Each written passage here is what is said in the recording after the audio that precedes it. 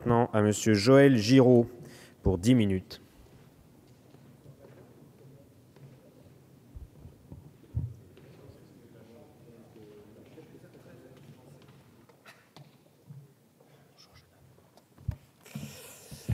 Monsieur le président, monsieur le ministre, madame et messieurs les présidents de différentes commissions saisies sur ce projet de loi, messieurs les rapporteurs, madame et messieurs les députés, chers collègues.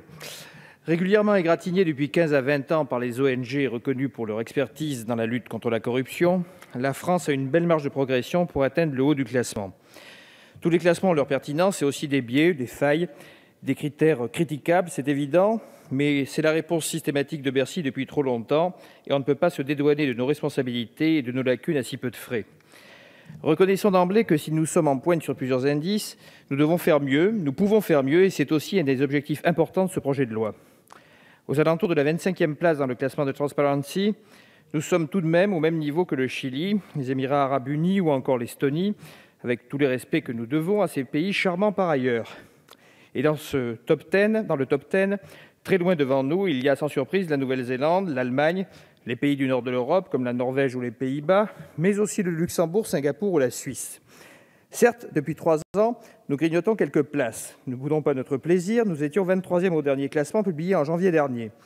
Il faudrait une mauvaise foi malicieuse et une jolie dose d'ingratitude envers le gouvernement pour dire que les récentes lois n'y sont pour rien.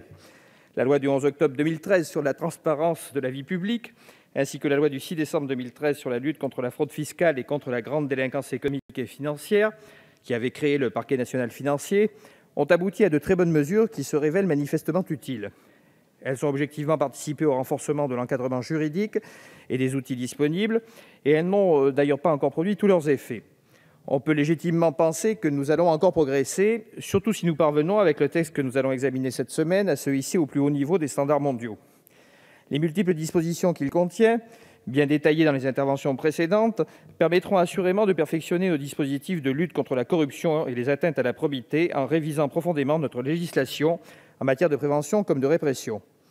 Comme nous l'avions laissé entendre au cours des examens dans les différentes commissions, au nom des députés du groupe radical, républicain, démocrate et progressiste, je me permets de briser cet insoutenable suspense, monsieur le ministre. Vous pouvez compter sur nos encouragements, nous voterons ce projet de loi et nous ne négocierons ni ne mégoterons notre soutien. Mais la loyauté peut s'assortir aussi d'un discours de vérité. Le projet de loi initial comportait des lacunes et des faiblesses. Il s'est amélioré après l'examen en commission.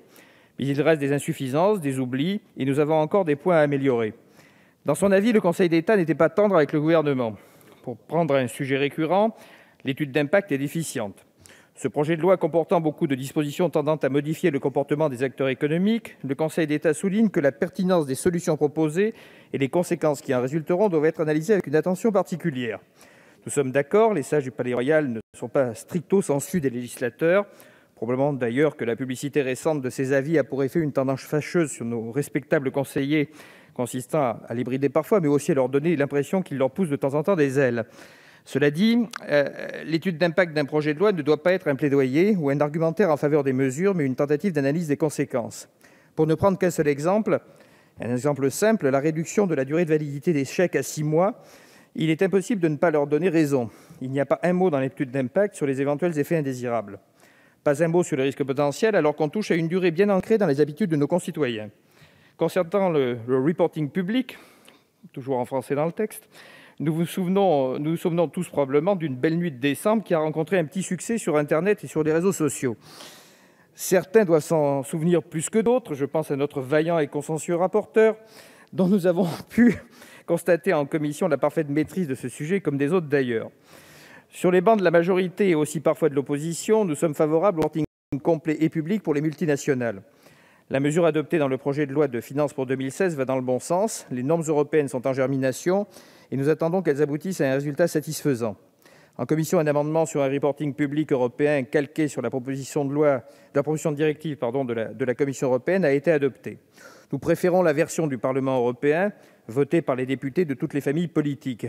Nous sommes convaincus que les règles européennes et françaises vont devoir évoluer rapidement. Les scandales s'accumulent. La dernière affaire des Panama Papers est accablante. Nous ne pouvons rester passifs. Pour nos PME, pour notre compétitivité, pour la morale et pour la confiance de nos concitoyens, la France doit envoyer un signal et être en pointe en Europe. Autre sujet médiatique et à la fois moralement et économiquement inacceptable, la rémunération indécente de certains patrons. Nous demandons une rémunération maximale pour une décence minimale. Il s'agit d'un sujet relatif aux valeurs de la décence ordinaire, de la common decency d'Orwell, notion réhabilitée récemment par un intellectuel montpelliérain que doit bien connaître notre rapporteur puisqu'il enseigne la philosophie au lycée Joffre. Au Royaume-Uni, un PDG se vantait d'avoir réussi à s'augmenter largement en une année en passant de 60 à 90 millions d'euros par an. Si on suit le discours de ceux qui prétextent la loi du marché pour refuser de fixer une limite, on aboutira à cela en France. 90 millions, c'est 7,5 millions d'euros par mois, c'est 6 000 SMIC, c'est 40 000 euros de l'heure. Ces fortunes accumulées sont d'ailleurs peut-être moins indécentes qu'absurdes. Augmenter ses revenus jusqu'à 40 000 euros de l'heure, qu'est-ce que ça change réellement puisqu'on voit mal comment on va les dépenser? Ça permet de vivre dans un monde où on ne peut pas dépenser sans compter, et à l'heure où presque tout est devenu marchandise et achetable, tous les caprices peuvent être satisfaits. Le risque est grand de se retrouver dans une situation dans laquelle ni la réalité ni l'autre ne pourront résister à des caprices qui deviennent infantiles. Inévitablement, au fur et à mesure où on monte à ces niveaux de revenus stratosphériques, l'oxygène moral ne peut que se raréfier. C'est un montagnard qui vous le précise. La décence commune devient beaucoup plus difficile à conserver. Pour l'immense majorité des gens avec des revenus pas trop éloignés des revenus médians, la décence commune n'existe pas en raison d'une condition sociale, mais en raison des conditions d'existence. Ces conditions d'existence se heurtent en permanence au réel et à l'autre et rendent impossible de vivre tel Narcisse comme un éternel adolescent capricieux. Les excès d'un libéralisme sans limite rendent de moins en moins acceptables pour les élites les interventions du peuple. Les individus, les citoyens, doivent être réduits à leur statut de consommateur, disait la commission trilatérale au début des années 1970.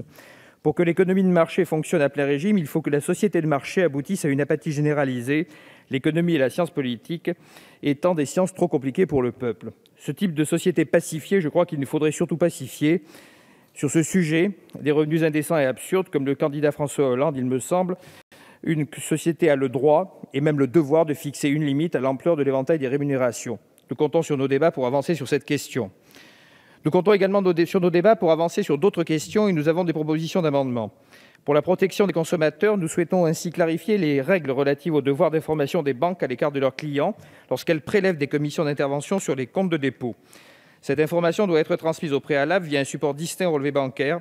Cette obligation figure dans la loi de séparation des régulations des activités bancaires de juillet 2013, mais elle n'est majoritairement pas appliquée, sans conséquence pour les banques, mais pas pour les clients. Il est nécessaire de prévoir des sanctions. Toujours pour nos amis les banques, plusieurs factures à leurs clients l'obligation légale d'informer chaque année la personne qui s'est portée caution du montant du principal et des intérêts, commissions, frais et accessoires restant à courir au 31 décembre de l'année précédente, au titre de l'obligation de garantie. Nous proposons de prohiber la facturation de cette obligation légale. Nous proposons aussi plusieurs mesures sur le crédit affecté, notamment pour éviter que le consommateur ne se retrouve engagé à ce titre sans en avoir conscience. S'agissant des articles sur lesquels la Commission des affaires économiques était saisie, ma collègue Jeanine Dubié a défendu une quinzaine d'amendements dont 3 ont été votés et plusieurs satisfaits. Sur l'agriculture, on tâtonne depuis des années sur la question du prix à payer à nos paysans pour nos productions agricoles. Contractualisation, observatoire des prix et des marges, structuration des interprofessions, autant de tentatives utiles, mais qui n'ont pas encore réussi à inverser la grande tendance de fond qui est la captation de la valeur ajoutée par la grande distribution et l'industrie agroalimentaire. Le pouvoir de négociation des acteurs est trop déséquilibré en faveur de nos paysans. Nous devons rétablir de l'équité dans les relations commerciales. La Commission des affaires économiques a prévu de renforcer cet aspect du projet de loi, mais nous sommes encore loin du compte et il faudra faire mieux en séance publique. S'agissant enfin de l'artisanat, nous constatons les blocages et nous demandons plus de fluidité et de simplicité, mais nous voulons aussi défendre la nécessité de la qualification. Sur le maintien du stage préalable à l'installation, le SPI, comme sur le maintien de qualification professionnelle pour certains métiers du bâtiment par exemple, nous devons être vigilants.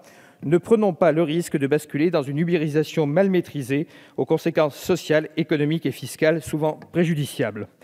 En conclusion, un beau programme nous attend cette semaine. Nos concitoyens attendent que nous soyons à la hauteur de ces enjeux. Avec ce texte, nous avons les moyens de leur apporter des réponses fécondes pour améliorer leur vie quotidienne. Certes, 2 écueils nous guettent, l'irénisme, pas au sens religieux mais au sens laïque du terme, et la présomption. Mais nous pouvons aussi amorcer des réflexions sur les thèmes complexes et ouvrir des chemins avec une volonté commune. C'est sans doute ce que l'on peut appeler l'esprit réformiste ou celui de la réforme. Dans cette perspective, nous formons le vœu que nos débats se déroulent dans la bienveillance sur tous les bancs et avec le gouvernement afin de parfaire ensemble l'intérêt général. Je vous remercie. Merci, Monsieur Giraud. La parole